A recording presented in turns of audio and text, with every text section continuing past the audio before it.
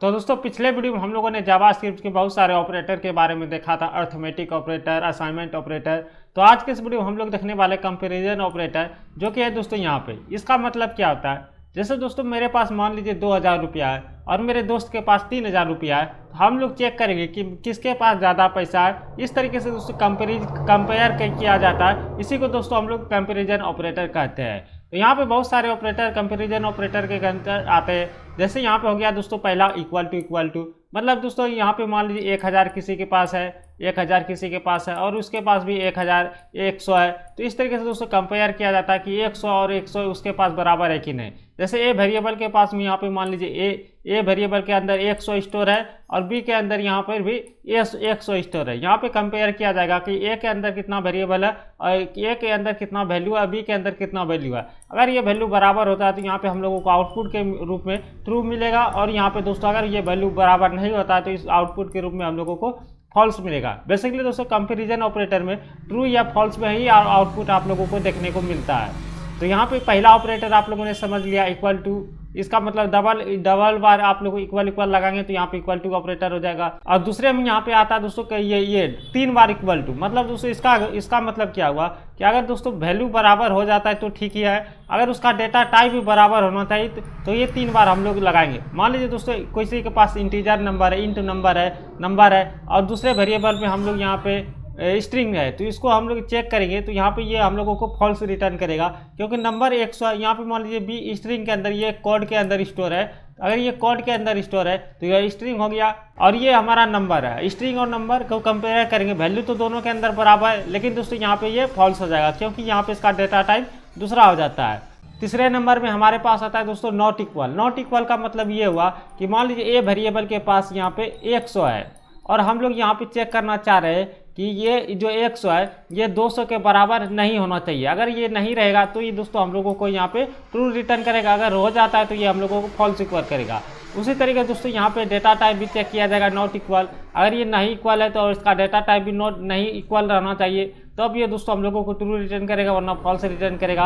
और तीसरे नंबर में यहाँ पे आता है दोस्तों ग्रेटर देन, ये ग्रेटर देन मान लीजिए यहाँ पे हम लोग ए वेरिएबल के अंदर 100 स्टोर है और बी वेरिएबल के 200 स्टोर है, तो यहाँ पे हम लोग चेक करेंगे ये जो वेरिएबल है उससे बड़ा है या छोटा है। अगर ये बड़ा हो जाता तो हम लोगों को ट्रू रिटर्न करेगा, ये फॉल्स हो जाता है तो ये हम लोगों को यहाँ पे ये हम लोग लेस देन भी चेक कर सकते हैं, इसको भी फॉल्स करेंगे। ये सब चीज़ें मैंने जो आप लोगों को बताई मैं प्रैक्टिकल करके बताऊंगा तब आप लोगों को अच्छी तरीके से समझ में आएगा। यहाँ पे आता तो ग्रेटर देन इक्वल टू, इसका मतलब क्या हुआ, वैल्यू तो बराबर है, साथ ही साथ अगर बराबर बड़ा नहीं है और उसका बराबर रहना चाहिए, मतलब ए वेरिएबल के अंदर 100 स्टोर है तो बी वेरिएबल के अंदर भी 100 स्टोर है, तो ये बराबर भी हो गया और इसके साथ ये बड़ा भी नहीं हुआ। तो इस तरीके से भी आप लोग कंडीशन को चेक कर सकते हैं। उसी तरीके से यहाँ पे लेस देन।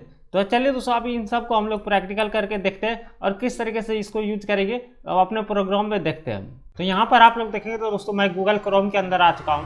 साथ ही साथ दोस्तों यहाँ पे ये ऑपरेटर जो हम लोगों ने बनाया था operator.html, पिछले वीडियो में जब हम लोगों ने ऑपरेटर का क्लास स्टार्ट किया था तो उस समय मैंने ये फाइल बनाया था, उसी के अंदर मैं आ चुका हूँ। इसको साथ ही साथ गूगल क्रोम में भी यहाँ पे खोल लिया। तो ये सारी चीज़ों को मैं कमेंट कर देता हूँ ताकि दोस्तों हम लोग फिर से यहाँ पे लिख पाए। ये सारी चीज़ें के बारे में मैंने पिछले वीडियो में बताया था, असाइनमेंट ऑपरेटर, अर्थमेटिक ऑपरेटर के बारे में। तो यहाँ पे दोस्तों हम लोग फिर से एक नया वेरिएबल बनाते हैं। जैसे यहाँ पे हम लोग बना लेते हैं चेक करने के लिए var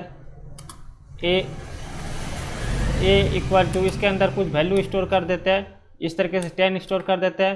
फिर से यहाँ पे बनाते हैं var b इक्वल टू, यहाँ पर इसमें हम लोग स्टोर कर देते हैं, इसमें भी 10 ही स्टोर कर देते हैं। और यहाँ पे हम लोग चेक करेंगे, चेक कैसे करेंगे, यहाँ पे एक तीसरा वेरिएबल बनाएंगे var c इक्वल टू, और यहाँ पे हम लोग चेक करेंगे a इक्वल b।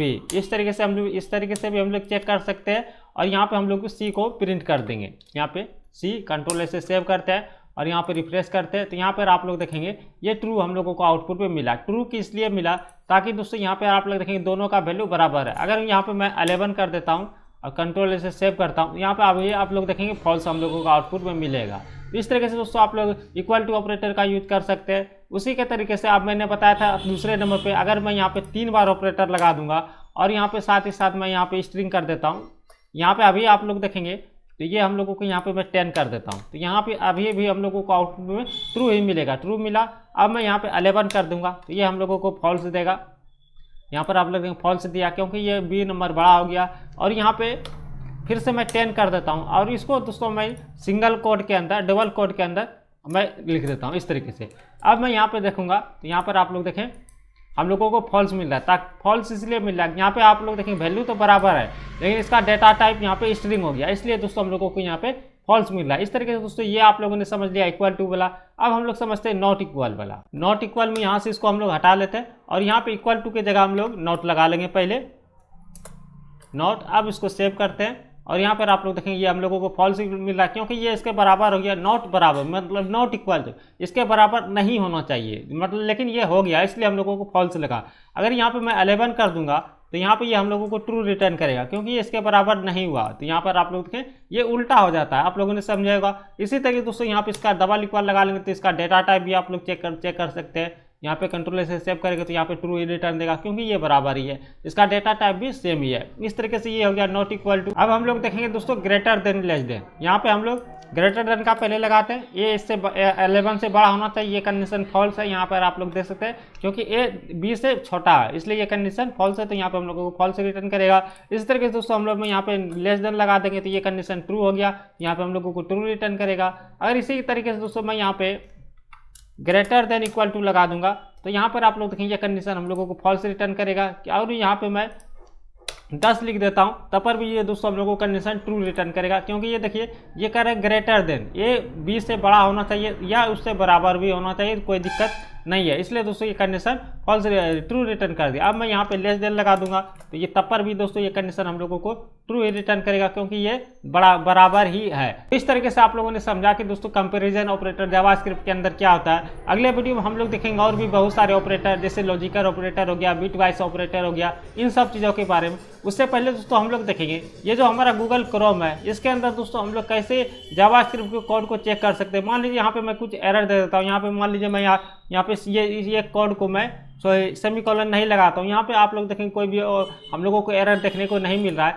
और यहाँ पर हम लोगों को आउटपुट भी मिल रहा है। लेकिन दोस्तों यहाँ पे ये हम लोगों ने ये नहीं लगाया, इसलिए दोस्तों यहाँ पर ये एरर है, लेकिन ये हम लोगों को एरर नहीं बता रहा है। इसलिए दोस्तों हम लोग जब भी हम लोग रियल प्रोग्राम करेंगे तो इस तरीके से एरर हम लोगों के सामने छूट जाता है, जो कि बहुत बाद में जाके बहुत बड़ा मिस्टेक हो जाता है। तो अगले वीडियो हम लोग देखेंगे इस एरर को कैसे हम लोग ठीक करेंगे गूगल क्रोम के कंसोल के अंदर। तो अगले वीडियो देखने के लिए दोस्तों आप लोग हमारे चैनल को सब्सक्राइब कर सकते हैं, इस वीडियो को लाइक और शेयर जरूर करें। मिलते हैं दूसरे वीडियो में, तब तक के लिए दोस्तों जय हिंद।